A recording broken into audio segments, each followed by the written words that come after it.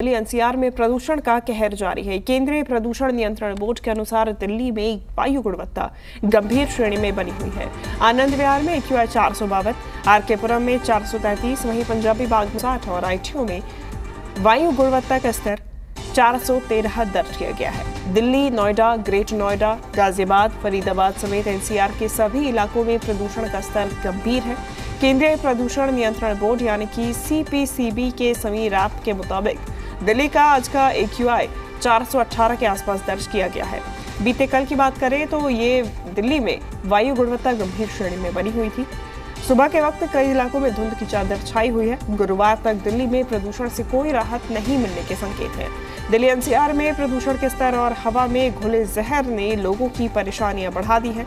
जहरीली हवा की वजह से लोगों को सांस लेने में दिक्कत, आंखों में जलन और गले में खराश जैसी शिकायतें हो रही हैं।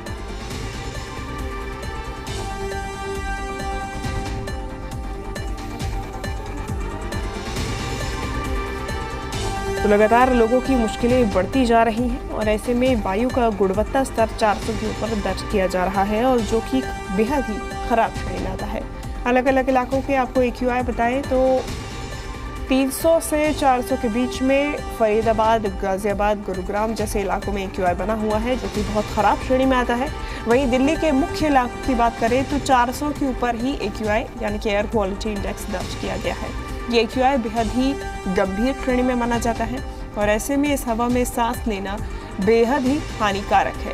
प्रदूषण का प्रहार इस कदर बना हुआ है कि लोगों को अब घरों से निकलना मुश्किल हो चुका है।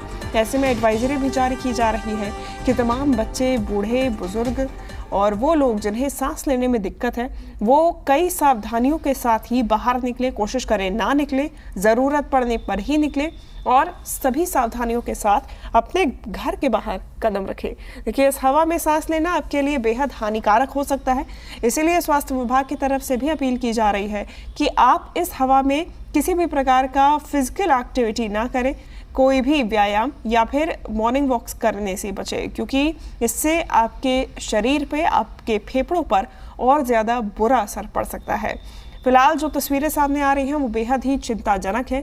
ये तस्वीर आप देखेंगे दिल्ली की तस्वीर, जहां पर धुंध की एक चादर छाई हुई है, विजिबिलिटी बेहद कम दिखाई दे रही है। ऐसे में दिन भर खासतौर पे सुबह और रात के समय हेडलाइट का प्रयोग करते हुए तमाम वाहन चालक नजर आ रहे हैं।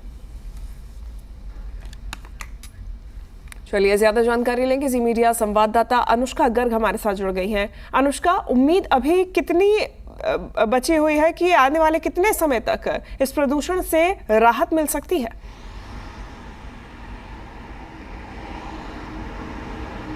बिल्कुल, इस वक्त हमारी मौजूदगी दिल्ली के अक्षरधाम फ्लाईओवर के पास है। एक बार मैं आपको सीधी तस्वीर दिखाऊंगी जिससे कि ये समझ में आए कि इस वक्त प्रदूषण का जो स्तर है वो किस तरीके का बना हुआ है। हम देख रहे हैं कि सुबह के 7 बज रहे हैं लेकिन अभी भी धुंध इतनी ज़्यादा है कि जितनी भी गाड़ियाँ आ जा रही हैं, आप देख रहे हैं सभी हेडलाइट्स और टेल लाइट्स का इस्तेमाल करती हुई नज़र आ रही हैं। अक्षरधाम जो यहाँ आम दिनों में साफ तौर पर दिखाई देता था वो भी कहीं ना कहीं धुंध की चादर के पीछे ढका हुआ नज़र आ रहा है।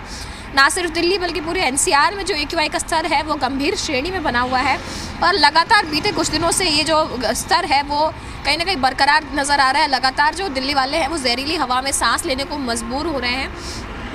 दिवाली करीब आती जा रही है और लोगों के जो काम है दिवाली को लेकर के, फेस्टिवल सीजन को लेकर के जो उनकी तैयारियां होती है, कहीं ना कहीं इसके ऊपर भी बुरा असर पड़ता हुआ नजर आ रहा है। जितने भी लोग बाहर निकल रहे हैं उनको सेहत संबंधित समस्याएं जो है कहीं ना कहीं उसका सामना करना पड़ रहा है। लगातार जो प्रदूषण बढ़ रहा है उसको लेकर के सुप्रीम कोर्ट भी बहुत सारी जो सुझाव हैं वो दे रहे हैं कि किस तरीके से प्रदूषण को कंट्रोल में जो है वो लाना है। पंजाब में पराली जल रही हो, हरियाणा में पराली जल रही हो, चाहे किसी भी कारण की वजह से प्रदूषण हो रहा हो, उसके ऊपर कंट्रोल लगाने के लिए सख्त जो हिदायत है वो दी गई है।